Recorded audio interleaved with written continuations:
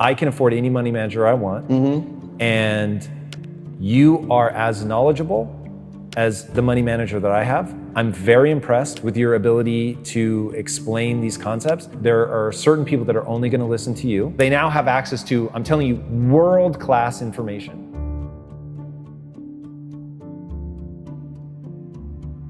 Wealthy people do three things, man. They stop trading time for money. They make their money work for them. And they give as much value to people as they can. And so I learned that as I got older. That part really didn't make sense to me at the time, but the money working for you part, and I was like, how do you make your money work for you? Again, all I know is how to go get money. So he says, wealthy people, first they get into stocks, then they start a business, and then they get real estate. I took my time, I researched the Warren Buffetts and the Peter Lynch's, and I'm not gonna lie, in the beginning, that shit was like Chinese to me. Right? This is a foreign language. And so what happened to me was it started reminding me of being in the streets. Everything about it. And I heard this term one time that said, the real gangsters are on Wall Street. Once you know how something works, then you can get good at it. But if you, and I really think the vast majority of humanity, and I don't care what class you're in, the vast majority of humanity does not understand how the world works. Therefore, they are at the mercy of the world, and the people that figure out how it works can change things. You know, you have to understand how things work.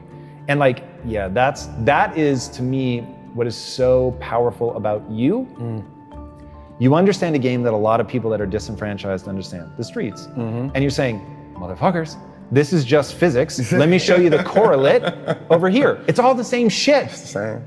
That's it. And so that's important for me, the understanding the basics and the fundamentals. Like once you start understanding the fundamentals, you give yourself power. Because you now understand, like you said, you see how the machine works, right? And so most people look at the machine and marvel and say either, like most people look at the stock market, 98% of the people who I know look at the stock market and say, yo, that's not a game I can play.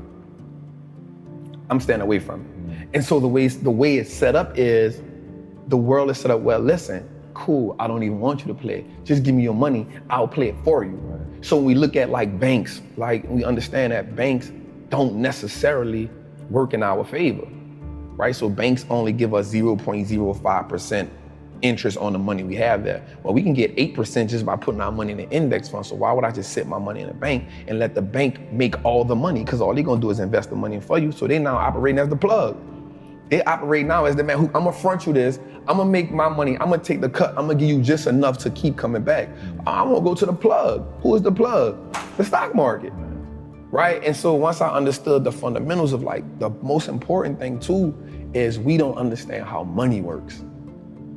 That's a whole different language in its own. The relationship with money in my community is you make money just enough to pay bills. And so once you get tired of paying bills, you say, you know what? I need to treat myself to something, right? No matter if I gotta go in debt, no matter if I need to treat myself to something to take this misery away.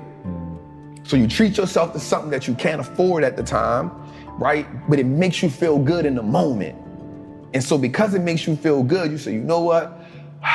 I'm living. This is a reprieve from everyday struggle. Let me get back on the hamster wheel. And so the sacrifice now becomes hard because now you're saying, I gotta work, and never get that reprieve. I'm not willing to do that, right? And so that's the mindset comes in and say, everybody around me had the same problem. No one represented the solution. So if I don't change something, I'm only going to end up like everybody else I know. Somebody has the solution somewhere.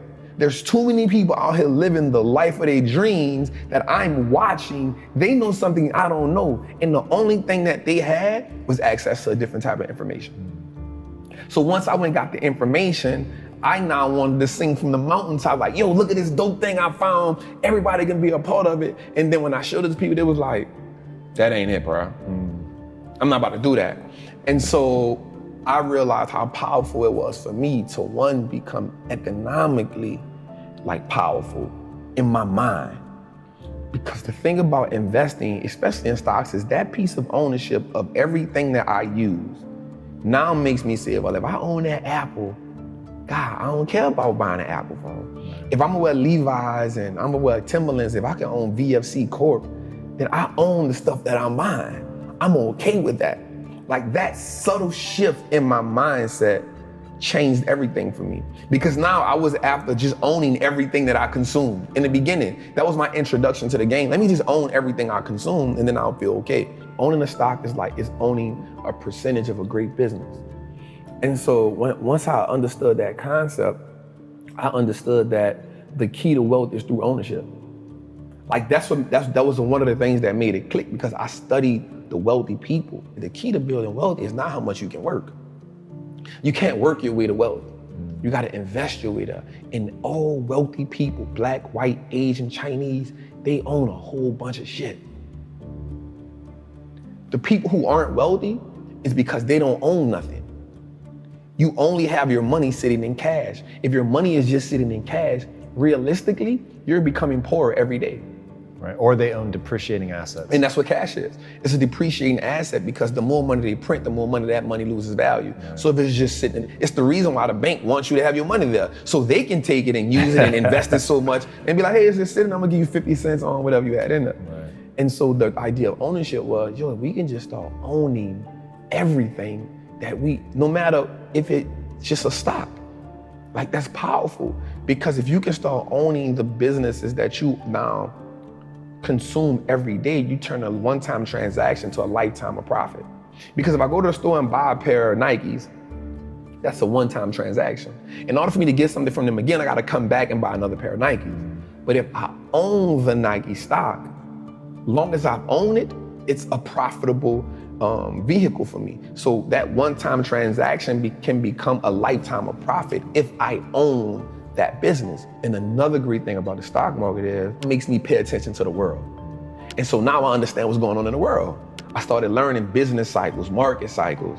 You know what I'm saying? Like, because now I can understand, yo, this is okay. Things are going out of business. Okay, we're in this cycle. Okay, people are hiring. Okay, we're in expansion cycle. And so now I took an economic class on my own without just understanding the world. And so you start understanding when something is happening in China. Okay, something happening in China, so I own Apple. Apple has 20% of their revenue in China. Okay, they might take a little hit right now. What do you say to people that don't think they have enough money to invest? So the important thing for me to tell them is start where you are. You build a mansion, you build an empire, you build it brick by brick. Like you start with $25. If you can do $25 a month, that's cool. If you can do $25 a week, that's cool. Because what happens is, once you start understanding the power of how your money works, you'll start saying, yo, I don't need to do that because that's taken away from this. That 25 will now become $50. Guaranteed. That 50 will now become 100 because you're gonna start doing more with less. The person who works out and sees that they drop 10 pounds in 2 weeks says, you know what, I'm gonna go a little harder because I know if I can drop 10, I can drop 20, right? I know if I see one muscle shape up, I know it's possible. The word possible is so powerful. Possible changes the game. Instead of it being impossible, we now say I am possible or I'm possible. That changes the dynamic. So the first mindset is saying, invest in your first stock. It don't have to be a winner. It doesn't have to be a home run. It can be an AT&T stock that costs $26 right now. It may not be the best investment in the world, but you started, right? And the great thing about anything is you can't be great if you never go to practice. You can't hit 81 if you never get in the gym. Yeah. So just get in the gym and then find somebody who can teach you. Be dedicated to understand the process.